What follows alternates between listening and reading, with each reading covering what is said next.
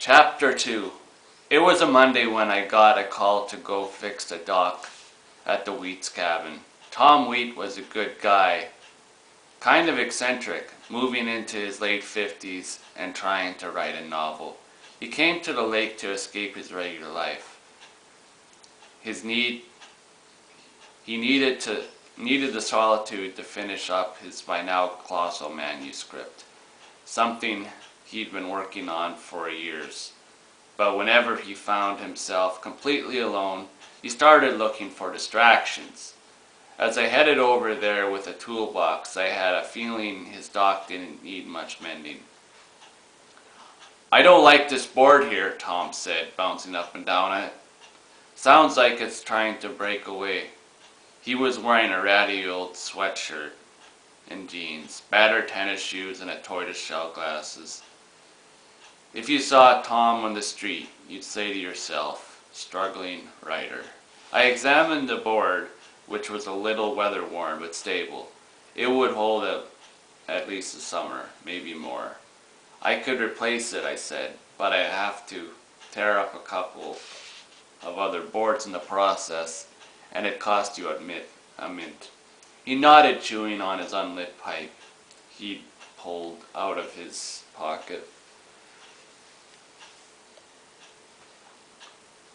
"Is it worth it?" he asked. "I don't think so. It's pretty sturdy." "Well, Tyler," he said, slapping me on the shoulder, "I trust your judgment on the matter. You haven't steered me wrong yet." "No, sir." He hesitated, staring at me as he continued to chew his pipe. I could tell he wanted conversation. "How's everything else?" I asked. "What else? There's no other else." Excuse me. "What else?" There's no else to a writer's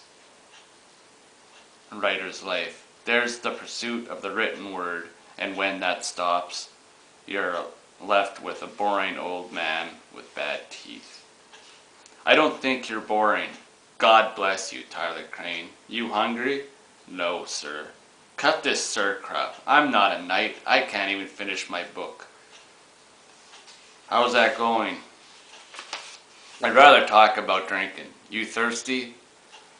I said I was, though I'd finished half a quart of orange juice before I came over. I knew he needed the company, so I followed him inside. His cabin was a small but well-built A-frame. Some of the cabins on the lake were really well designed and might have been in some architectural magazine if they hadn't been hidden away on a lake in the middle of nowhere, Virginia.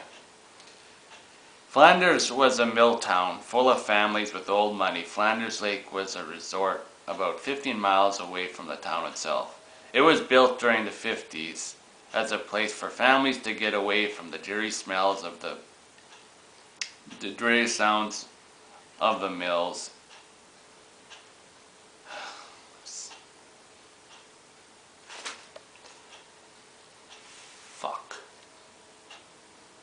Excuse me.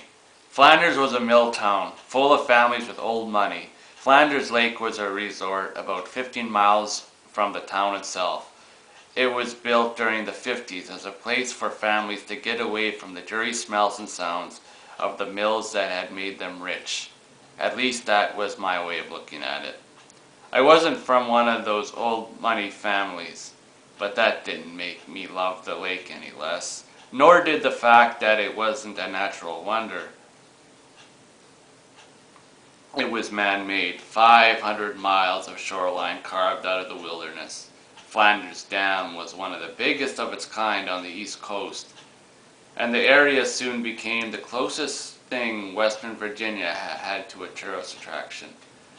None of that mattered to me. All I knew was that every time I stepped outside the trailer, I saw miles and miles of starting blue water, and great cedars and pines and oaks, and maples rising up to greet the clouds. "What's your poison?" Tom asked as he poured himself a tumbler full of wine.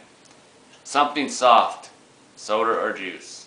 "You're a wise man. This stuff will kill you," he said, but didn't sound like he believed it. We sat at his kitchen table, which was right in front of a large plate glass window. The sun blazed rebelliously over the lake as if to say, I'm back, and you better believe it. We sat and watched skiers and sailboats and speeders whipping across the water. Tom asked, how's your family? I looked at the pulp floating in my juice and said, well, fortunately, my father passed away. Tom looked truly stricken. I'm sorry, kid, I shrugged. You holding up all right? He asked. I guess so. Well, you know where I am, day or night. Drop by any time. I could use the company. I wouldn't want to interrupt your writing. You wouldn't interrupt anything but pacing at the moment. I hit the block the sides of the Berlin Wall, or what used to be the Berlin Wall. I can't even keep up with the world. You ever feel like that, Tyler? All the time, I said. We were interrupted by a knock at the door. Tom seemed annoyed, but assumed a cheerful expression as he went to answer it. Clark, how the hell are you? I heard Tom say. He was starting to sound a little drunk. There was some mumbling at the door, and then Tom said, sure, he's here. Come on in. I stood up as a tall, distinguished-looking man entered the room. He was wearing a white cotton sweater, polo jeans, and navy boat shoes. His skin and tanned. Excuse me. His skin was His skin was tanned. He looked to be a little younger than Tom, and much more composed. This man is rich. Tyler, do you know my neighbor, Clark Ramsey? We shook hands as I tried to think of an appropriate reply. I knew he was all right, even though I never met him face to face.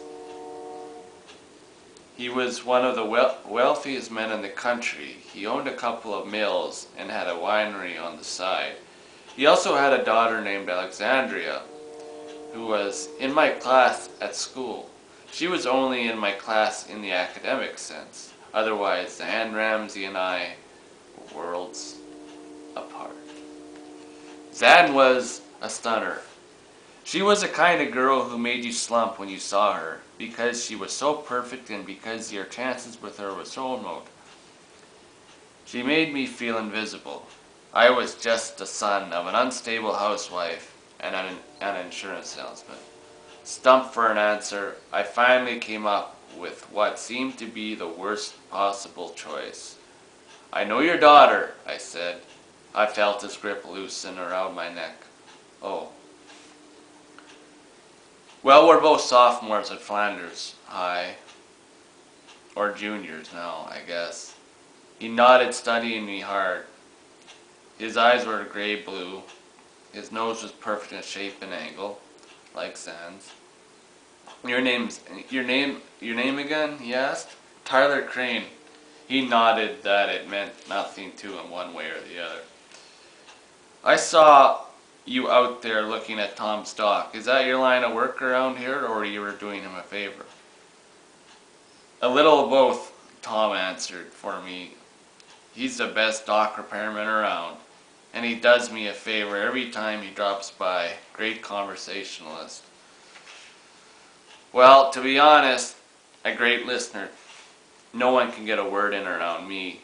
Tom poured himself another healthy dose of wine and waved the bottle at Mr. Ramsey, who shook his head. Are you available this afternoon? I need some repair work done right away, Mr. Ramsey said. I'm free, I said. Great. The whole side of my dock has washed away. I have no idea when it happened. We haven't been up here all summer. No one has, I said. Not with this weather. Yes, well, we're here for 2 weeks. Well, pardon me. Yes, well, we're here for 2 weeks. My family has been looking forward to this for a month. And and I won't be able to take them out in the boat until the dock is in some kind of decent shape. I paid a fortune for that damn thing. You'd think it would hold together. Not much can hold together in these rains, I said, but he didn't seem to be hearing me. He was thinking. How much do you charge? It's negotiable, I said. For people like Tom, I charged next to nothing, but it was a different story for a guy like Ramsey. I was willing to hear his offer. I'll give you 10 plus expenses if you finish before sundown. $10 for the whole day. I'd ask, oh, excuse me. I heard rich people could be cheap with labor, but this was ridiculous. 10 an hour, he said, a little impatiently, but I expect to get my money's worth. You'll get it, I said. It was shaping up into a good day. All right.